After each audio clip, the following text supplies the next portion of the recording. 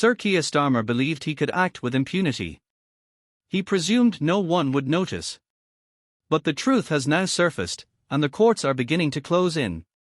The man who once positioned himself as a defender of law and order now finds himself accused of exploiting those very laws to dismantle his political opponents. The Labour Party, which long dismissed Reform UK as a fringe irritant, has come to regard it as a serious threat. Rather than engaging in open political discourse, the government, under Starmer's leadership, has allegedly resorted to suppression. At the heart of the unfolding scandal lies a leaked £22 billion policy scheme, controversy surrounding the upcoming national election, and a legal confrontation that could potentially bring down the Prime Minister. Did you know that over 95% of our viewers unsubscribe to the channel? We totally get it, life gets busy, and sometimes it's easy to forget. But here's the thing, subscribing is completely free, and it really helps us keep creating the content you enjoy. So, why not hit that subscribe button and join our community? It only takes a second, but it makes a world of difference to us. Thank you for your support. This goes beyond mere politics, it has become a battle over the very soul of British democracy. And it appears that Sir Keir Starmer may have crossed a line that no democratic leader should ever dare to overstep. For months, the Labour government operated behind closed doors. Secretive meetings, discreet strategy sessions, and confidential documents were all cloaked beneath the public narrative of devolution. The English Devolution Bill was presented as an effort to empower local communities. In reality, however, it now appears to have been a calculated move to consolidate control. Thanks to whistleblowers and a growing legal challenge, the true intentions behind the bill are beginning to emerge. It is alleged that the legislation was meticulously crafted to redraw the political landscape and marginalise Reform UK, following the party's stunning performance in the 2025 local elections. In a dramatic upset, Reform UK won hundreds of council seats, dominated mayoral contests, and overturned both Labour and Conservative strongholds. This was no mere protest vote, it was the emergence of a movement. Starmer, faced with a rapidly rising insurgency, did not respond through open democratic engagement. Instead, he retaliated with legislation, bureaucratic interference, and backroom manoeuvres. The English Devolution Bill was forced through Parliament with minimal scrutiny.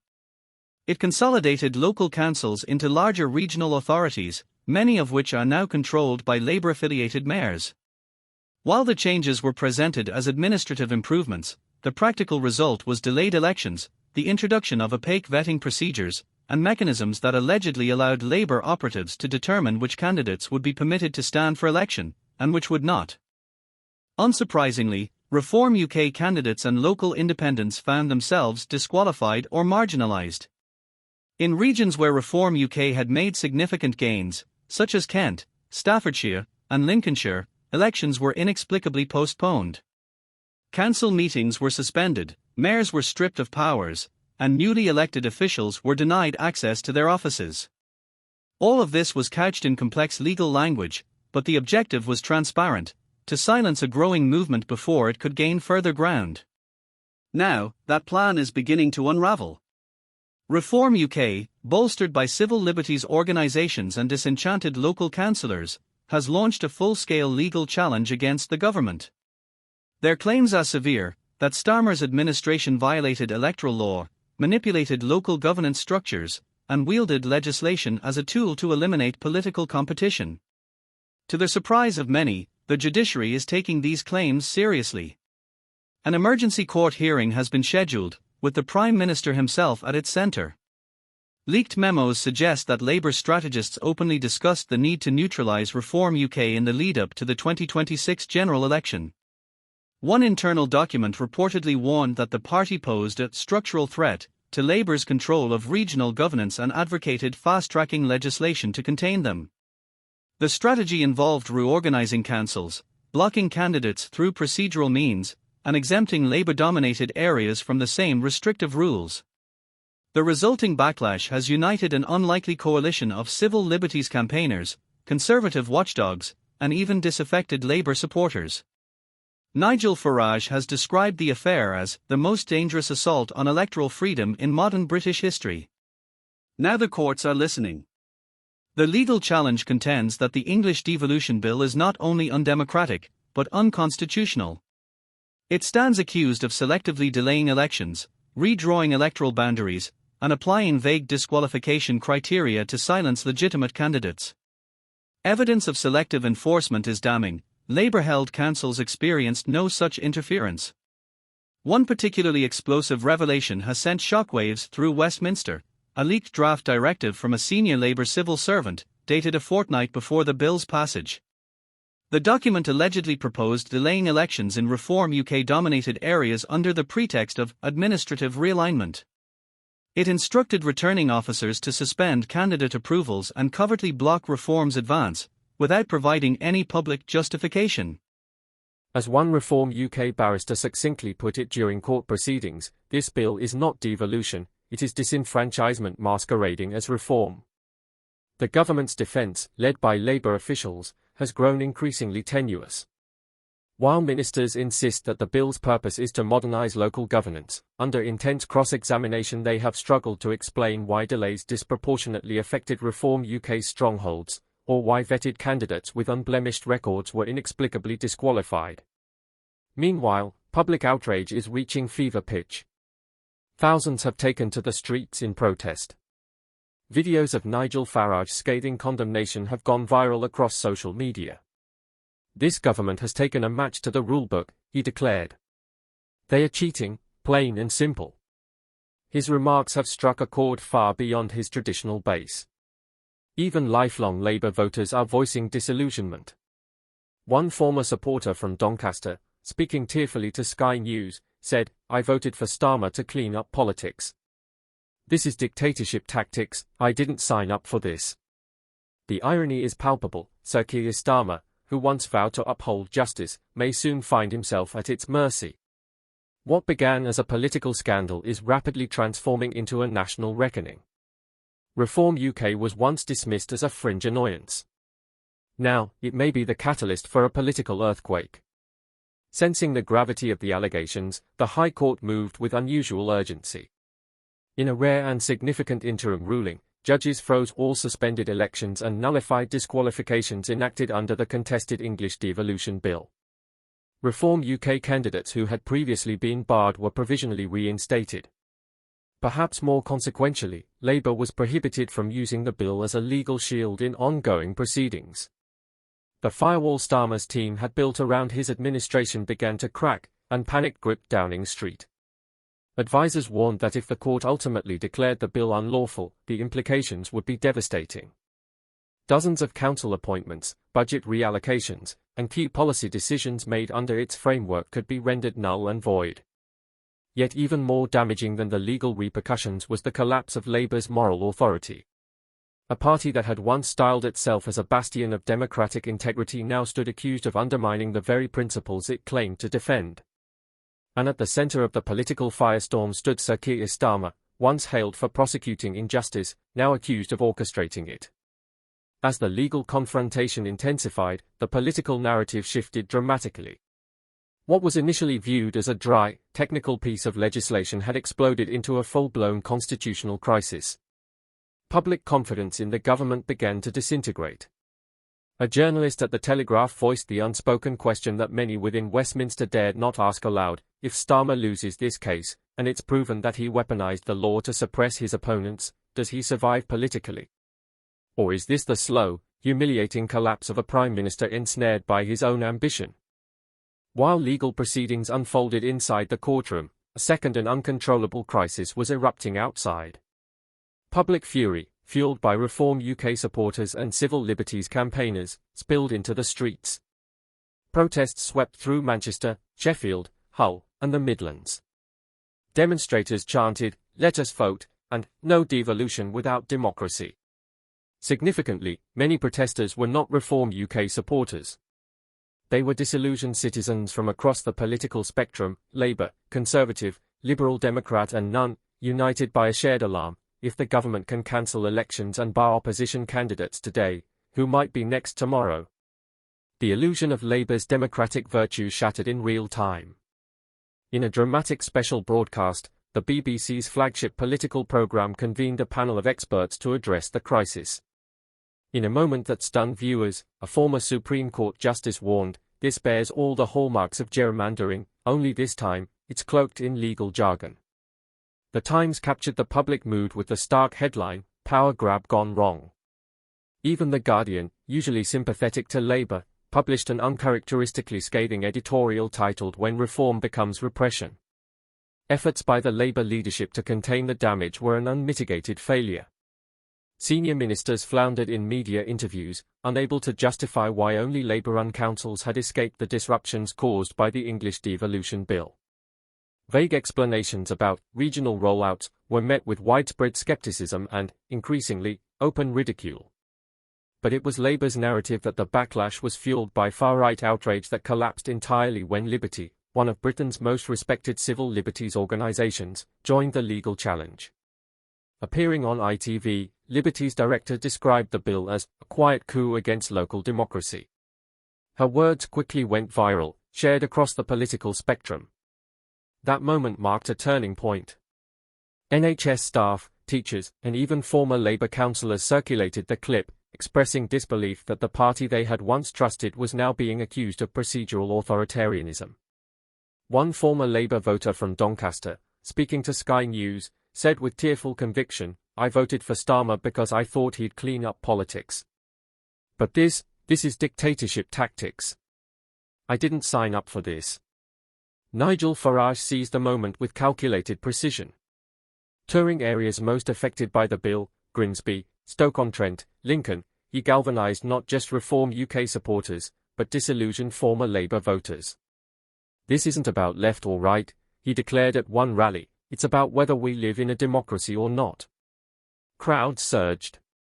Drone footage showed town centres flooded with demonstrators holding placards reading "Down with Starmer's dictatorship and bring back the ballot." The unrest spread into Parliament itself. Conservative MPs began echoing Farage's language on the Commons floor. The Liberal Democrats demanded a formal inquiry into how the bill was drafted. The SNP accused Labour of dismantling democracy in England while sanctimoniously defending it in Scotland. Labour's grip on power wasn't merely weakening, it was disintegrating. Behind closed doors, panic gripped the party's leadership. Late-night meetings among senior ministers weren't about shaping a unified message, they were about preventing open rebellion. Within 48 hours, 3 shadow ministers resigned, citing irreconcilable concerns over the intent and consequences of the bill. One resignation letter, leaked to the press, read bluntly, "I joined Labour to serve democracy, not to bury it under procedural trickery." Public backlash intensified. The most damning report centred on a heated confrontation between Sir Keir Starmer and Chancellor Rachel Reeves. Furious that her economic agenda had been overshadowed by the unfolding scandal, Reeves is said to have warned the Prime Minister that the situation was becoming uncontainable. Others reportedly joined her. Yvette Cooper, already embarrassed by Labour's legal defence of anti-protest measures, allegedly told colleagues, "We looked like hypocrites." This rebellion wasn't rooted in ideology, it was born of political survival. Labour MPs reported being slaughtered at their local constituency surgeries. Voters weren't angry at populists.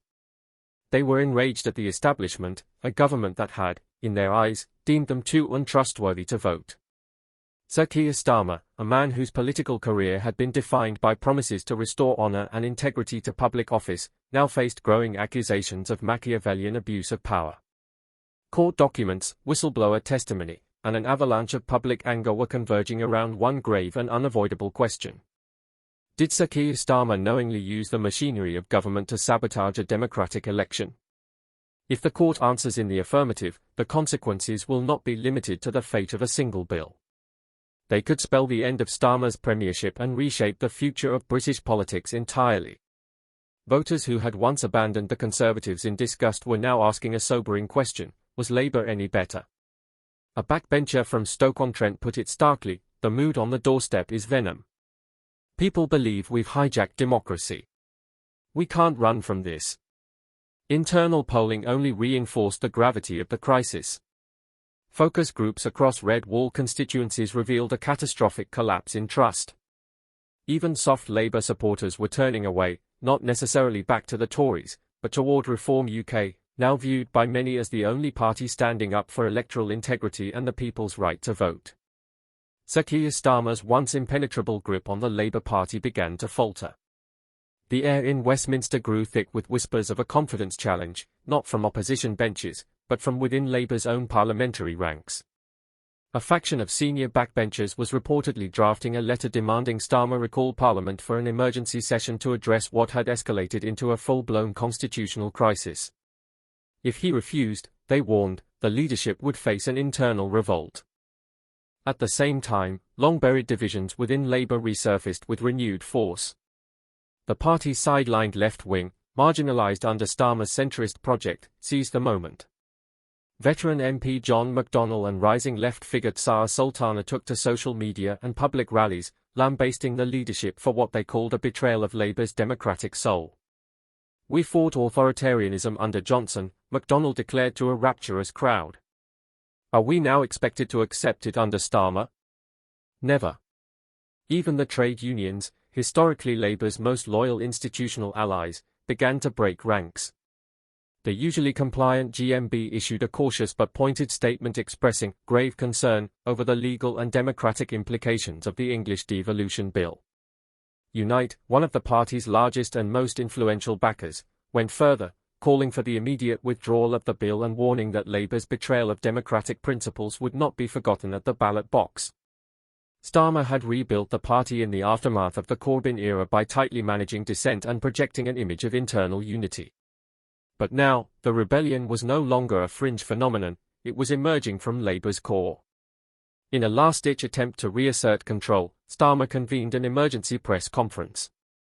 The optics were disastrous. Flanked by anxious-looking ministers, the Prime Minister attempted to deliver reassurances that fell conspicuously flat. He insisted that the bill had been misunderstood, claiming its true aim was to streamline local governance. But few believed him, and fewer still were convinced by his tone. The media gallery looked on impassively. The nation looked on with growing alarm.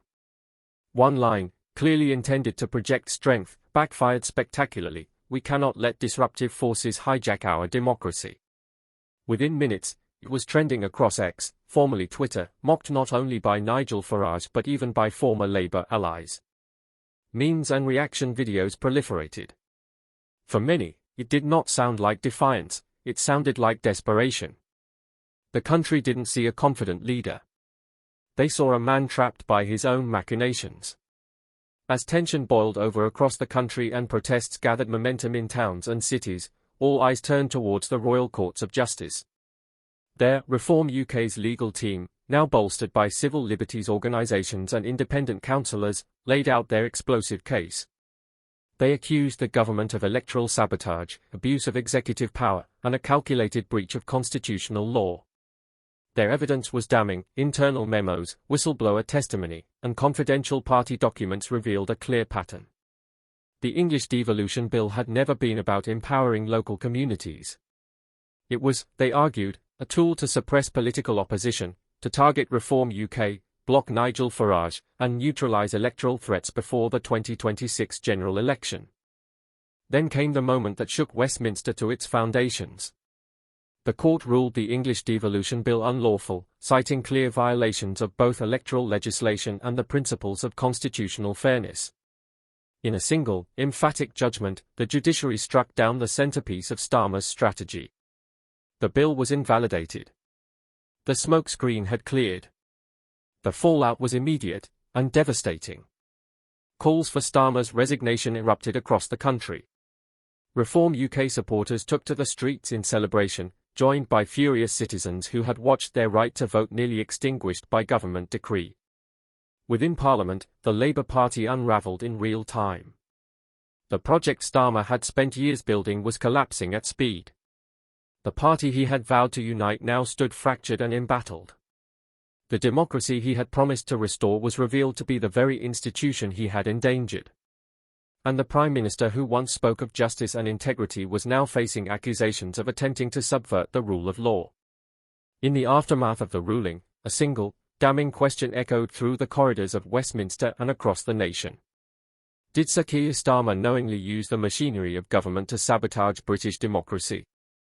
The court had given its answer. The public was forming theirs. And what had begun as a quiet policy reform had ended in a political earthquake, one that may well bring down a prime minister, shatter a party, and redraw the political map of Britain.